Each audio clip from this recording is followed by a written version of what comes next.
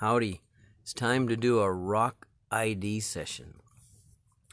I went across the western Blue Ridge province of Georgia and the Valley and Ridge province of Georgia one time, a lot of years ago actually, collecting rocks. And these are the rocks that I brought back. So let's try to identify them.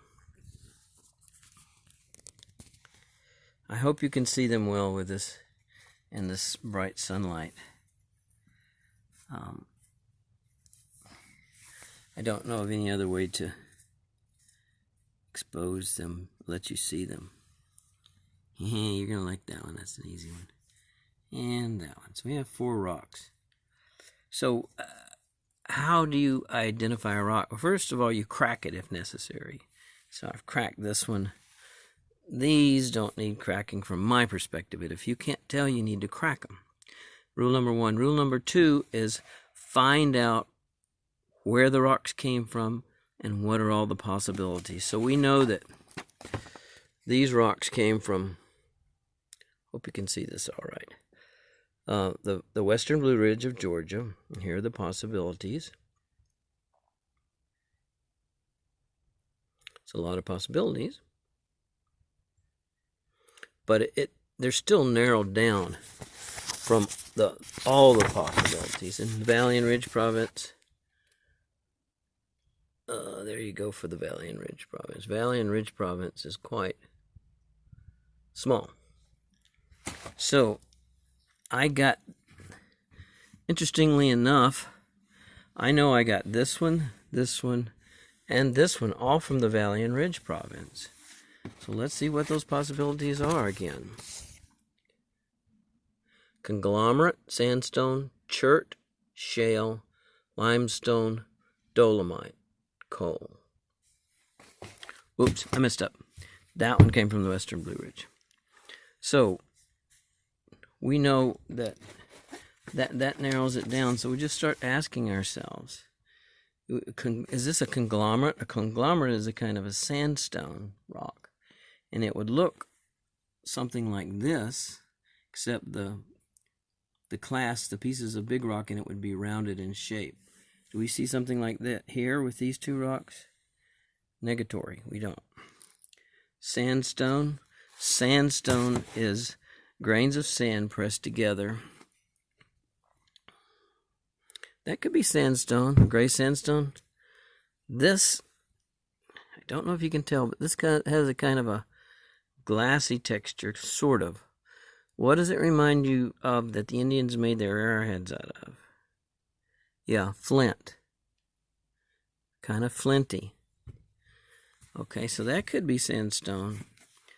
And that could be a flinty thing. What else we got? Chert. Hey, chert is one of our possibilities. And that one does look kind of like flinty or cherty. Chert and flint are the same thing. Compositionally, flint is just a grayish colored chert, and chert/flint can come in black. Around here, it can come in black, gray, or tan color. Shale. We know that shale is a thinly bedded fissile, which means it breaks off into thin plates. And you can break it with your hands. You can scratch it with your thumbnail quite often. I don't see anything like that with these 2 guys, and I don't think you will either. So slate we mark off. No slate. Dolomite. When I look at dolomite, I see that dolomite is usually whitish. So I'm going to say no dolomite. Coal, definitely not coal. Anybody can tell these 2 are not coal. Okay. So that leaves... could be sandstone for this one. Could be sandstone. Could be limestone. Could be sandstone or limestone. How do you tell the difference between sandstone and limestone? Well, sandstone, if you scratch it with a knife, it's going to resist the scratching. So I'm going to get my knife out and scratch this stuff.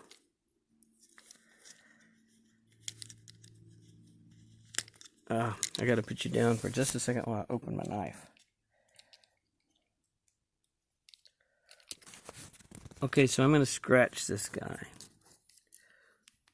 Let's put him up here where we can work on him.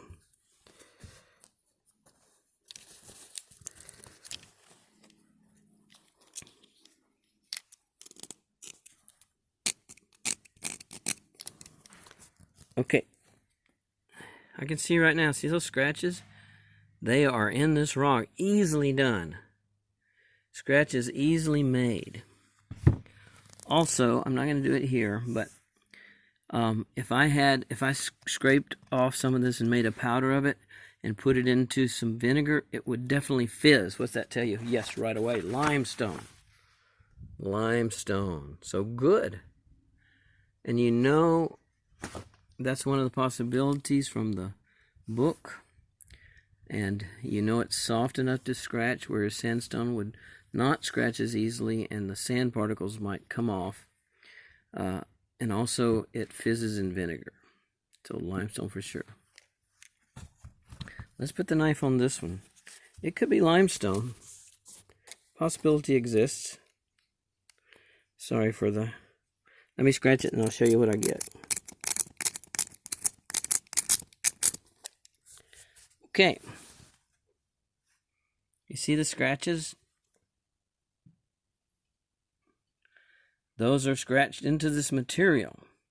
So I'd say this has limestone in it, but I'm fairly sure if I scratched some of that shiny gray stuff, it would not make a scratch. So I've got limey chert. And so if I were to go back and look into the Valley and Ridge province, looking for chert, I would see formation called the Fort Payne chert. It's bedded chert. That means it's chert that's kind of in sedimentary beds. And see, look at that flatness. That's kind of like a bed. Like this might be the top or bottom. This might be the other side.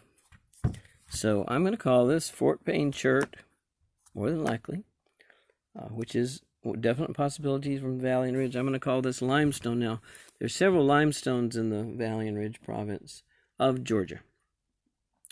In the far eastern edge of the Valley and Ridge, the Great Valley part, you've got Conasauga limestone, and that's usually black in color, from my experience. Now, I could be wrong about that. There could be a lot of gray Conasauga limestone. The Knox limestone, which is Cambrian, and it came right after the Conasauga limestone, is grayish. It's very cherty, but it's grayish limestone. So this could be Knox limestone. That'd be Cambrian, Rift to Drift, Knox limestone. It could also be Conasauga, which would be Taconic limestone. But I think just knowing this is limestone and this is probably bedded chert, Fort Payne chert, we've got these guys knocked out. We could label them. Now, look at this. This guy came from the Valley and Ridge province. I mean, the Western Blue Ridge province, excuse me. And so, Western Blue Ridge province has a lot of possibilities. Where is it? Sorry, I'm not too good at this. Quartz vein rock, it could be. Sandstone, it could be. Quartzite, it could be. Conglomerate and turbidite sandstone, nope. Meta graywacke, I guess it's possible. Meta siltstone, a lot of possibilities. So we have some. We could be easily confused about this, but let's give the scratch test, which I already have, and see how easily that scratches. Aha! But it doesn't look exactly like limestone. It will fizz. There's not any limestone in the Western Blue Ridge, but we do find marble from the Murphy Marble Belt, and that's what we got here. I don't know if you can see the sparkles of the calcium carbonate crystals in there. That's a giveaway for it to be marble, but it will fizz and it will scratch. So we got it. Marble from the Murphy Marble Belt, Western Blue Ridge province. And finally, our last rock, which to me is the easiest. It comes from the Western Blue Ridge. It's not regular sandstone because regular sandstone is equigranular. All the sand-sized particles are the same size. Could it be river conglomerate? River conglomerate is sand and mud matrix with hunks of quartz and feldspar and other rocks embedded in it. That's what we have here, except you see these white hunks of feldspar and grayish hunks of quartz, and this almost looks like a piece of granite maybe. This is a hunk of shale down here. They're angular. They're angular. That means they were deposited not far from their source, because the feldspar has not had time to, which is the most easily erodible mineral, has not had time to get its edges rounded as if it were as when it were in a stream and the stream was rolling and tumbling and rounding it. So, not a conglomerate. The only other thing that we can find that resembles this is, you guessed it, turbidite sandstone. The rift grabens of Great Smoky Mountains National Park, and we have them in the western Blue Ridge of Georgia also, rift grabens. So that's turbidite sandstone. If I scratched it, it wouldn't scratch with the knife well, which would show me it's not limestone or marble. We can just look at it until it's not chert. You can just look at it until it's not shell or slate. Quartz vein rock, it's not quartz vein rock because it's got pieces of quartz vein rock in it, so we know the difference. Actually, that's feldspar. The grayish stuff is quartz vein rock. So, we got it. We've got from the western Blue Ridge, turbidite sandstone, also called metagraywacke, except these hunks are bigger than you usually find in metagraywacke. Metagraywacke hunks are about the size of Abraham Lincoln's ear on the penny. Turbidite sandstone, what I call turbidite sandstone, is metagraywacke with the big pieces at least the size of it, about Abe's head. So I'm calling this turbidite sandstone. We've got marble from the Murphy Marble Belt. And from the Valley and Ridge province, we have got limestone, maybe Knox or Chickamauga limestone, just a guess. If I knew the exact location, I could go to the geologic map and it would tell me, but I don't remember. It's been like, gosh, 10 or 15 years ago.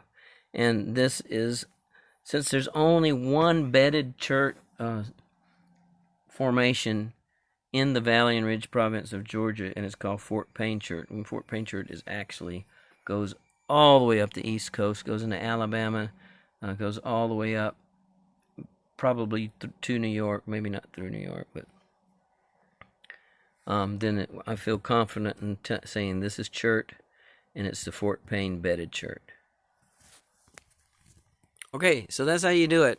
I'll be doing these rock ID sessions more in the future, and I promise I'll try to get better at filming. I'm kind of a film challenged old man.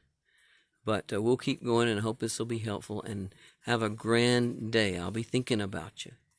Papa out. I found it.